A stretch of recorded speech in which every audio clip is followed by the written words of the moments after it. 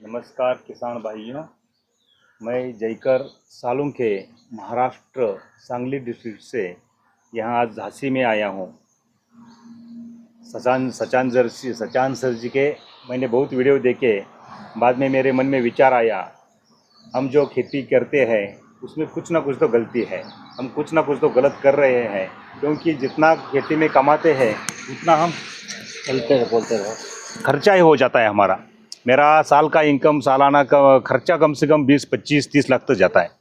तो कमाना कितना चाहिए? 40-50 तो कमाना चाहिए ना। लेकिन होता क्या है, खर्चा ही ज़्यादा हो रहा है, कमाई कुछ हो नहीं रही है। जितना खेती में हम खाद डालते हैं उतना ही निकलता है, ज़्यादा कुछ निकलता नहीं है। जैसे जितना डालो उतना निकालो, ज़्यादा क्यों नहीं निकलता? कुछ डालना बंद करो तो पूरा रुक जाता है, कुछ निकलता ही नहीं है। इसलिए क्या हम मैं जब से 10 साल से खेती कर रहा हूँ, सोच रहा हूँ क्या करेगा, क्या कुछ दूसरा भी कुछ पर्याय है। खेती में ऐसी खेती करेंगे तो खेती भी ख़त्म हो जाएगी और हम भी ख़त्म हो जाएंगे, हम भी तो कर्जे में डूब जाएंगे। इसमें से निकलना है तो हमें कुछ ना कुछ तो ये रोगों से लड़ना है। जो ज़मीन के अंदर जो कुछ हमें चाहिए, जैसी ज़मीन वैसी दिखती नहीं है, उसको बनाने के लिए जो ऑर्गेनिक हम डालते हैं लेकिन वो उसका काम होता नहीं है।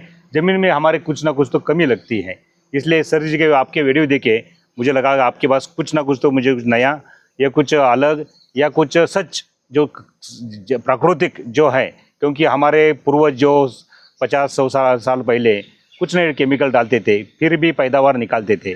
हम क्यों नहीं निकाल रहे हैं, हमें क्यों नहीं निकलती है? इसलिए मैंने सर जी के पास आया हूँ। देखिए मित्र, आपका जो प्रश्न आप समझ गए होंगे। मैं रोज़ इसी विषय पर चर्चा करता हूं कि किसान देश का फंस चुका है। अब वो डूब रहा है और लोग उसको निकालने की बात कर रहे हैं। तो किसान को जिसने जलाशय में ढकेला, मतलब डूबने के लिए जिसने मजबूर किया, वही ऊपर से कह रहा है आजा निकल जा। और उसकी निकालने की मंशा नहीं है, उसको डुबाने की मंशा है। ठीक है ना मित्र? जो तैरना जानता है ना, नदी में, तालाब में, पानी में, जिसने तैरना सीखा है उसको कोई डुबा नहीं सकता। और तैरने का मतलब यहाँ पर ये है, अभिप्राय मेरा किसान के लिए, कि जो खेती को सही से समझता है ना, बस समझ लीजिए उसको कोई डुबा नहीं सकता। आज की तारीख में लालच एक ऐसा चीज़ है कि जो आपको अज्ञान की ओर ले जाता है। लोगों ने कहा कि ऐसा करोगे तो आमदनी 2 गुना हो जाएगा, ऐसा करोगे तो प्रोडक्शन बढ़ जाएगा, इसकी खेती करोगे तो इसका बाजार में मूल्य ज़्यादा है। ऐसा ऐसा करते करते खेती आज बाजार आधारित हो गई। किसी भी किसान, कोई भी किसान देश का, खेती करने के लिए, कुछ भी फसल उगाने के लिए बाजार से निवेश लाता है।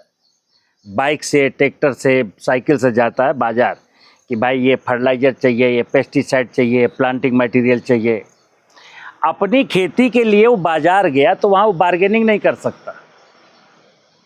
वो जो चीज़ जितने में बिक रहे उतने में लाना पड़ेगा। फिर उसके बाद उसकी उपज हुई तो वो अपनी उपज भी बेचने बाजार में जाता है। सबसे जो दर्दनाक कहानी है कि जीवन की जो मूल ज़रूरत है भोजन, वो भोजन खरीदने कोई भी व्यक्ति किसान के पास नहीं जाता। किसान हर चीज़ खरीदने जाता है और बेचारा आप जो जिससे मेरा पेट भरना है वो भी मेरे घर में लेके आता है कि साहब मेरा चना ले लो साहब, मेरी भिंडी ले लो साहब। तो मैं बार्गेनिंग करूँगा कि भाई 10 रुपये किलो में दे। अब उसकी प्रोडक्शन जो कास्ट है वो 15 रुपये किलो की है। 4 महीना मेहनत किया, जुताई किया, फर्टिलाइजर डाला, पेस्टिसाइड डाला, पानी लगाया, निगरानी किया, फिर भिंडी को तोड़वाया, फिर आपके यहाँ ले गया आपको देने। तो आप क्या कह रहे हो, 10 रुपये किलो दो। अब वो भिंडी क्या करे, या तो वापस लाए, फेंके। तो फिर क्या करता है कि चलो ठीक है कुछ तो निकल जाएगा। जो आपका विषय था किसान भाइयों समझना, मैं अक्सर ये बात करता हूँ कि आपको तैरना आना होगा, और तैरने आने का मतलब है खेती का सत्य जानना होगा। जैसे आपने और एक चीज़ कही कि कुछ सॉइल में कुछ तो ऐसा है, कुछ तो वैसा है, कोई तो समस्या है कि तभी तो आपकी क्रॉप फर्टिलाइज़र मांगती है, तभी आपकी क्रॉप में कोई रोग लगता है, फिर फंजीसाइड मांगती है, फिर कोई कीड़ा लगता है, फिर इंसेक्टिसाइड मांगती है, फिर बार बार पानी मांगती है। ये सब क्यों मांग रही है? क्योंकि वो अस्वस्थ है, वो बीमार है। तो मैं अक्सर कहता हूँ खेत जमीन ही जीवन का आधार है। कृषि मूलस्य जीवनम, जीवन का आधार कृषि है और कृषि का आधार धरती की उर्वर कोख है।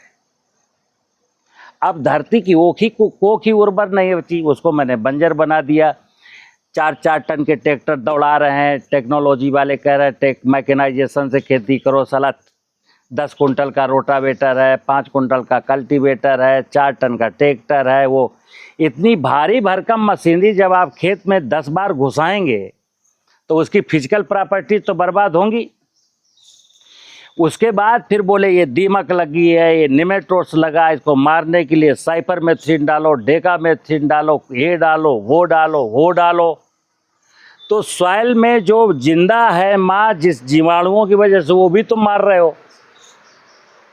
तो सॉइल की जब बायोलॉजिकल और फिजिकल प्रॉपर्टीज वीक हो जाएंगी तो फिर क्या होगा? यही होगा जो हो रहा है। और किसान ये 17वीं शताब्दी में ये किसान के घर में सोना चांदी था। अंग्रेज़ों के आने के बाद कुछ गड़बड़ हुआ खेती की नीतियों में, और जब देश आज़ाद हुआ तो इस किसान के पास खाने को नहीं था, लेकिन सोना चांदी बचा था। फिर हमारे देश के जो कुछ अच्छे अच्छे लोग थे, जिनको मैं पूजा करता हूँ, उन्होंने गेम खेला।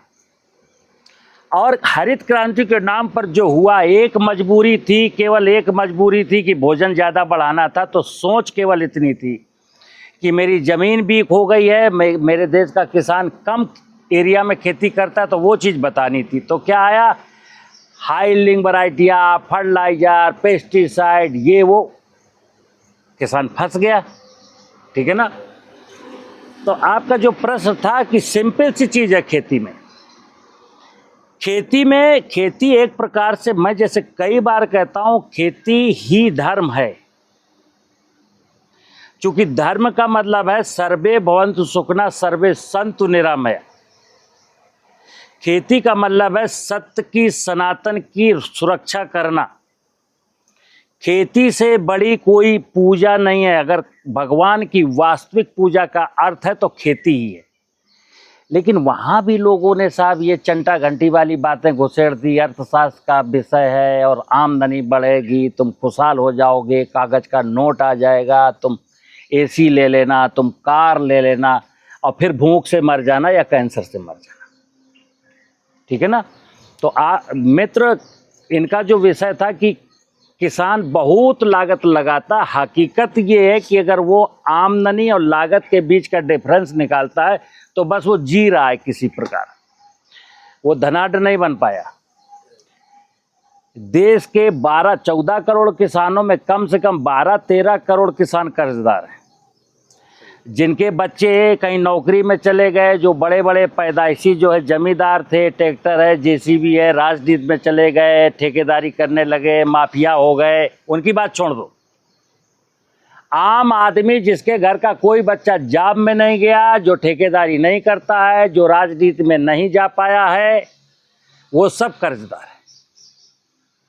तो मैं बात कभी भी 1-2 किसान की करता ही नहीं कि ऐसा करने के बाद आप करोड़पति। मैं तो 14 करोड़ किसानों की बात करता हूँ।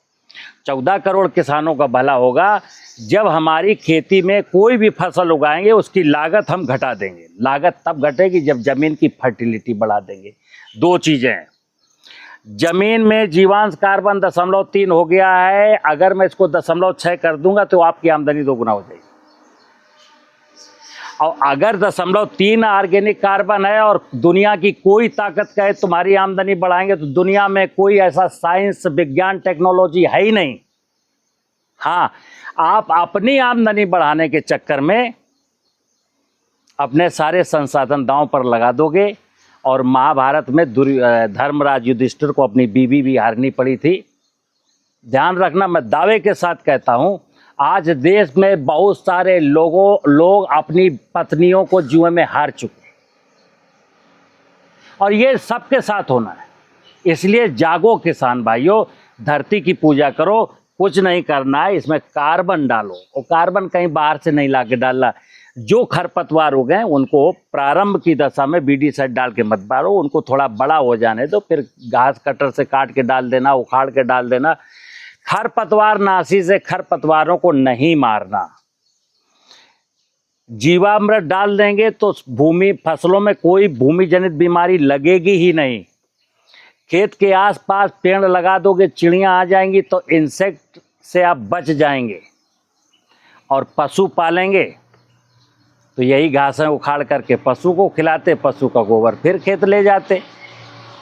इतनी सी कहानी है। मैं कहता हूँ खेती में दो निवेश, दिमाग का और श्रम का, तीसरा कोई निवेश है ही नहीं।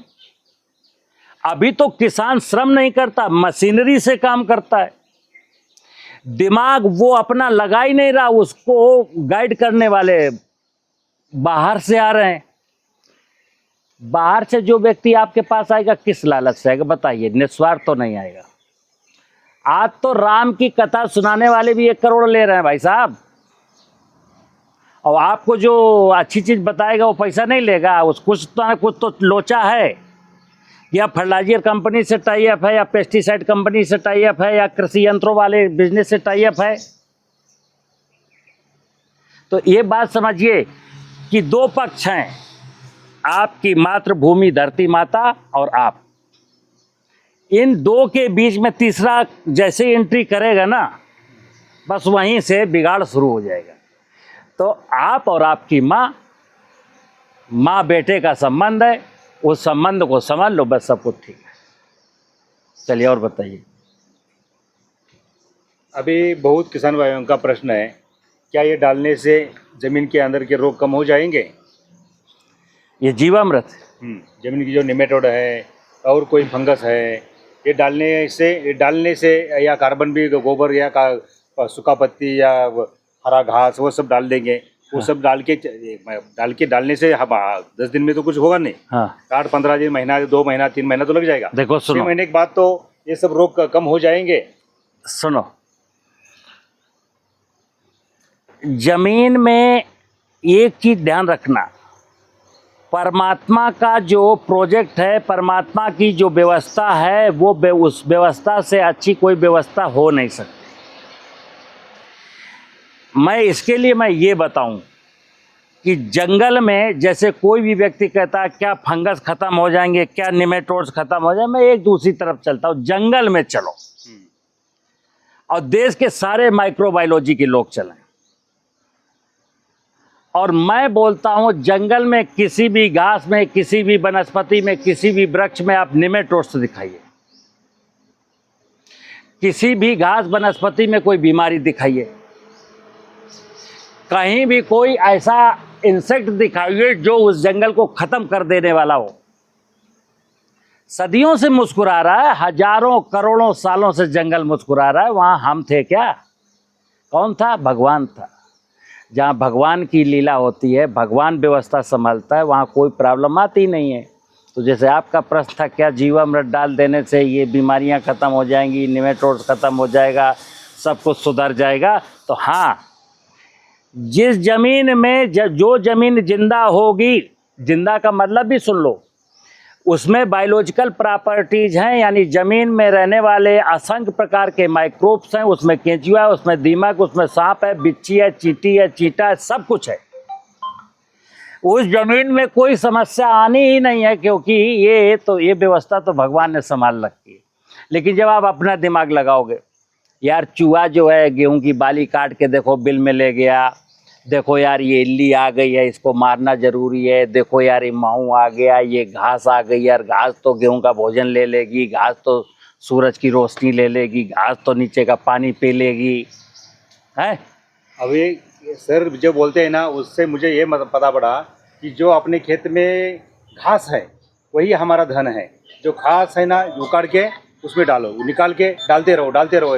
अच्छा 6 महीना 1 साल 1.5 साल तक जितना हम डालेंगे, जितना खेती का ऑर्गेनिक कार्बन बढ़ाएंगे और ये जीवाणु भी अपना ये बड़े जो पूरा एक हाथ से फर्मेंटाइज करेंगे, वो खेती को नेचुरल में खाद सब मिल जाएगा। पूरा जमीन के जो बैड बैक्टीरिया कोई है वे डालने से बैड बैक्टीरिया पूरे मर जाएंगे और अच्छे गुड बैक्टीरिया खेती के अंदर बढ़ जाएंगे। सबसे अपना उपज बढ़ जाएगा, अपना पौधा हरा भरा बनेगा, अच्छा रहेगा। उसी प्रोसीजर में थोड़ा ऐसे नहीं कि अभी ले गया डाला और हो जाएगा, नहीं है ना। इसमें 6 महीना 1 साल भी लग सकता है। देखो सुनो, लेकिन यही सत्य है, डालने कोई भी किसको मारना नहीं है। जो नेचर में है अच्छा है वो बढ़ेगा, और जो खराब कोई बैक्टीरिया है वो ऑटोमेटिक वो निकल के चला जाएगा। यही सर है। बिल्कुल बिल्कुल। हाँ। किसान भाइयों, मैं आपको एक चीज़ बताऊं, ये सज्जन सांगली से आए हैं, 1 2 और वो 3, ये 2 सज्जन हरियाणा से हिसार से हैं, 1 और 2।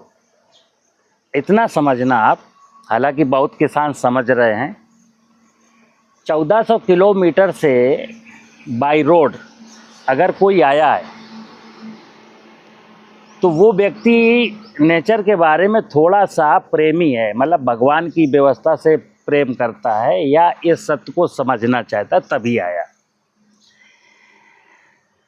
और देश में लाखों किसान इस बात को समझ रहे हैं, लेकिन किसान तो करोड़ों हैं। मैं अक्सर कहता हूं कि अगर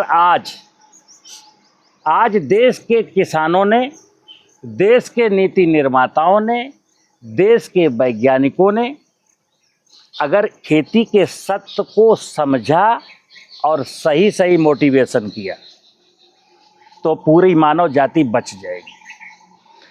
और अगर आज भी खेती के सत्य को ढकने का काम करेंगे और झूठ परोसने का काम करेंगे तो प्रकृति भी मर जाएगी, किसान भी मर जाएगा, और मर वो लोग भी जाएंगे जो नोट के लिए झूठ बोल रहे हैं।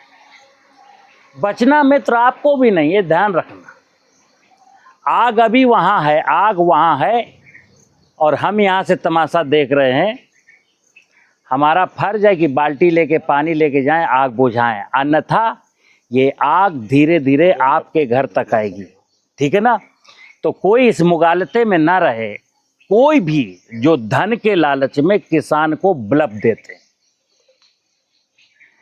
धन के लालच में बलब मत दीजिए तो आप बच जाएंगे। और अगर धन आपके पास नहीं भी होगा, किसान एक वो ताकत है कि पूरी दुनिया को जिंदगी भर से पाला है, और आज अगर मुझे 2 कुंटल गेहूं की ज़रूरत हो, चना की ज़रूरत हो और मेरे खरीदने की सामर्थ्य ना हो, तो किसान का दिल इतना बड़ा है कि हमारे 4 फैमिली मेंबर का ऐसे 1000 किसान है जो कहेंगे साहब आपको कहीं जाना ही नहीं, मैं दे देता हूँ।